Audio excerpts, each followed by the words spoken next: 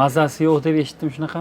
Poliartrit bo'lib qo'yganman. Nechta bolangiz bor? 3 ta bolam bor. Dadalari qayerda? Saraton bo'ldi 4 yil. Qaratdik, imkon qadar hamma yo'q sotib. Ha, bu uy sizniki emasmi? Yo'q, bizni uyimiz yo'q. Sizda ham xo'jayiningiz ham yo'q, uyingiz ham yo'q, sog'lig'ingiz ham yaxshi emas. 3 ta bolangiz bor. Ha, uyingiz masalasini bir ko'rib chiqamiz. Yaxshi bo'lardi. Alloh taqdir qilgan bo'lsa, albatta uyqu beramiz sizlarga. Bu yigitchaning ismi nima?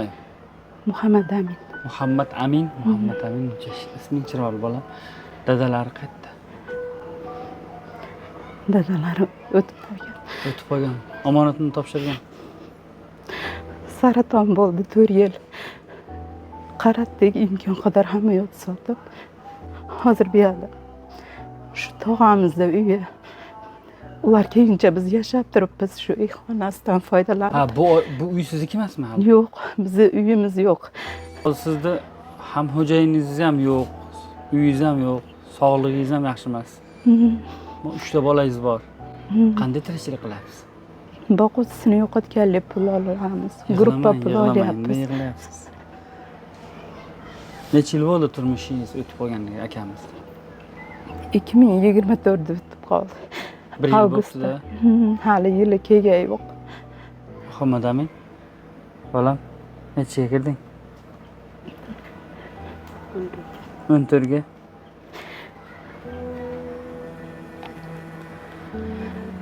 Hay, opa xudo xolisa duo qilib turing. Sizni har seshanba bozorlikka qo'shib qo'yamiz.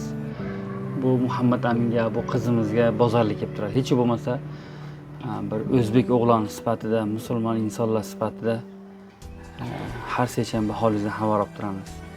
Rahmat. Xo'pmi? Uyingiz masalasini bir ko'rib chiqamiz.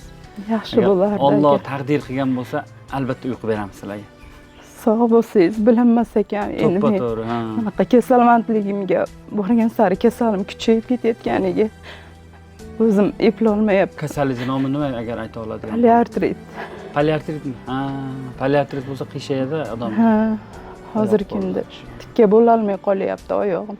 Shu qiynalaman. Voy subhanalloh. Opa xudo xolisa sizga albatta yordam qilamiz. Toshkentlik bir akamiz bor. Qurbonlik qilolmagan ekanmi? Shunaqa $200 pulni ajratgan. "Ma bolam, onangga berib qo'ychi. Menga onajon dechi." Muhammad Amin. Rahmat sizlarga. Bolam, menga bitta narsaga va'da berasan-a? Onangni hajga borsam katta bo'lsan yo'qmi? Olib borasanmi? Meni oldimda onangga aytdi, "Ona, men sizni hajga boraman" dechi, qattiq aytchi. Ayt bolam. Ayt yig'lamasdan. Hoji yo'q. Sizni xudo xolisa mana shu yigitcha hajga olib boradi inshaalloh. Ha bolam. Telefonda ko'rardik, internetda. Ko'rarmidingiz? Rahmat sizlarga ham. Boringlarga shukr. Muhammad Amin. Ishoning opa, shunaqa qiynalib katta bo'lgan bolalar kelajakda zo'r bo'lib ketadi. Mana shu gapni necha mesizdan chiqaring. Chunki bular o'zi hayot qiyinchiligini tushunib yetar ekanda, ertaga qo'liga 5 so'm 10 so'm pul tushsa ham o'zini yo'qotib qo'ymaydigan bolalar.